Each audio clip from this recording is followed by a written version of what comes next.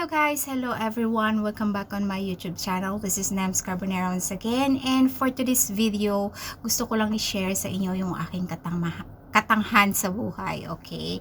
Pero first of all, please do like, share this video para maraming makarelate, because this is not just a chismis or whatever, and I am fully accountable and responsible for my actions, and wala akong sinisising tao dito kundi sarili ko lamang. So, okay. So, this is the first katangahan of me pagpasok pa lang ng 2026. So, I know may mga bashers ako, magiging masaya kasi kinakarma ako sa buhay. Charot lang. So, isi-share ko to sa inyo para at least maging aware din kayo guys, because scam is real, okay? Alam ko sa una pa lang, okay? Nung in-invite na ako ng kaibigan ko, I know from myself na online trading has the 99.9% na very risky siya and scam. But still, kumagat ako. So, kasi mababa lang naman yung puhunan. 1.6, okay. So, sa 1.6 mo na yon, kapag naka-invite ka na ng 10 persons, sasahod ka na monthly ng 5,000 pesos. And then, every invitation mo, kapag ka pumasok sa'yo yung na-invite mo, may bayad ka doon. And then, yung perang dineposito mo doon mismo sa apps na yon, is magkakaroon siya ng interest kapag ka in-invest mo siya doon sa loob ng bangko na in-offer ng mga apps na yon. So kasi ganito yon, kapag nag-deposit ka ng 1.6, so every Friday yung kanilang withdrawal.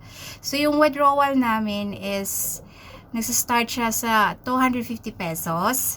And then, meron kasi siyang parang alam mo yung may limit, may quota. So, hindi ka pwedeng mag-withdraw ng amount na gusto mo. So, kailangan mong sundin yung kung ano doon ang nakasulat sa platform. So, okay, ganito yon. So, first,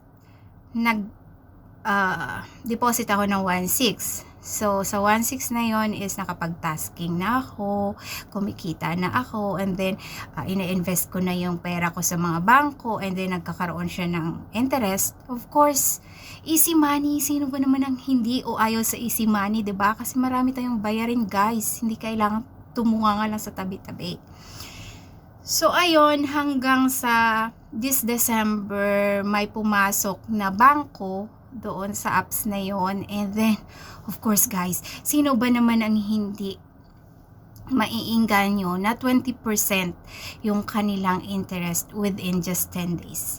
So, imagine mo kung maglalagay ka ng kahit another 1,000 pesos. And then, 20% yung interest, good for 10 days. Magkano na nun yung tubo ng pera mo, diba? So, ayun. So, pero alam ko sa sarili ko, I know from myself na anytime soon,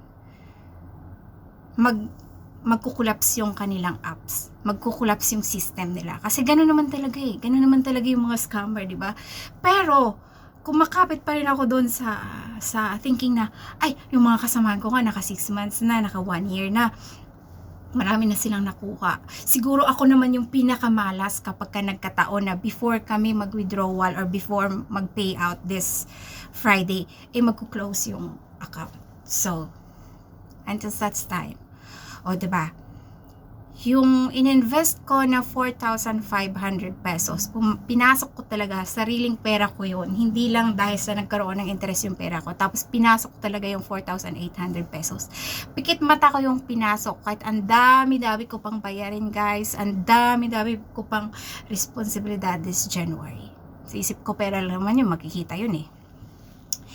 And then, syempre, yung kasi, yung interest ng pera kasi araw-araw pumapasok eh. Meron kasi mga ibang bangko na ang interest ng pera mo within that day kung gaano ka tagal yung kanilang investment period, doon din papasok yung interest mo at saka yung puhunan mo. So, itong bangko na ito is everyday pumapasok yung 20% na income mo. So, ayun. Araw-araw, nagkukompute ako na kasi ganito, ganyan. Ang dami ko pong plano. But of course, I know na, yun ang sinasabi ko po ulit-ulit, diba?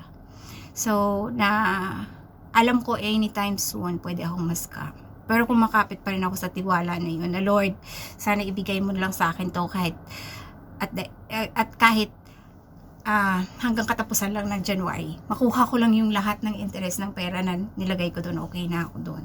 Pero, syempre, hindi ako pinakinggan ni Lord. So sad. Kasi, na-scam ako. And, nasa 6,000 pesos? Yeah, 6,000 pesos. Pero hindi naman ako nalulungkot na dahil na-scam ako. Kahit marami pa akong bayarin, marami akong obligasyon. It's just that gusto ko lang i-share sa inyo to guys, na totoo talaga yung scam, yung online scamming.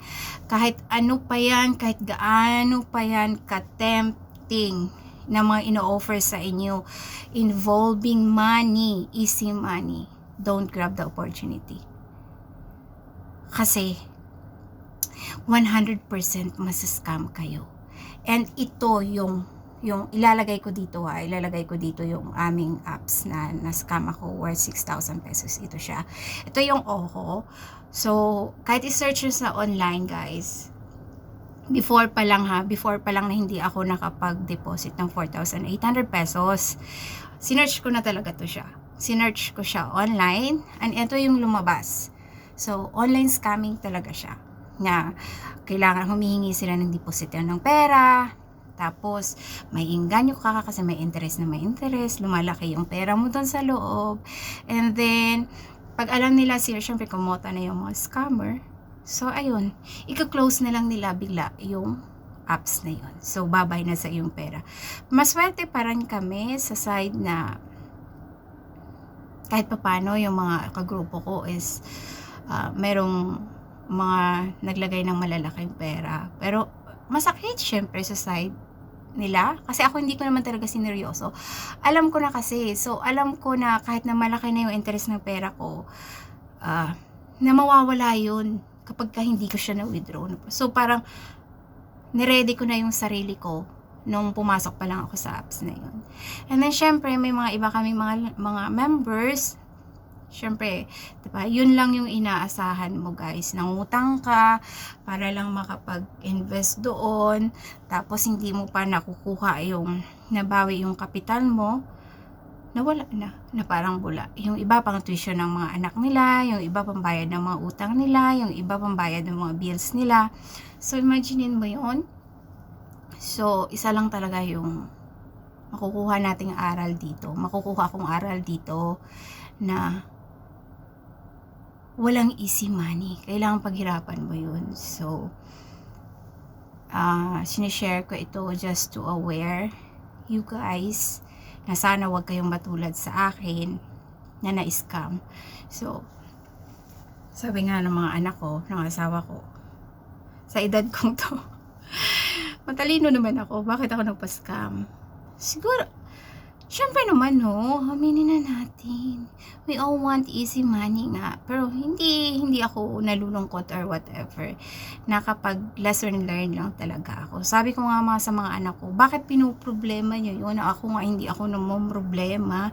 Tinatawanan ko lang. Okay? Kasi alam mo, yung mga ganitong eksena, yung mga scammer na yan, makakarma din yan sila. At ipabalik sa iyo ni Lord kung ano yung nawala sa iyo.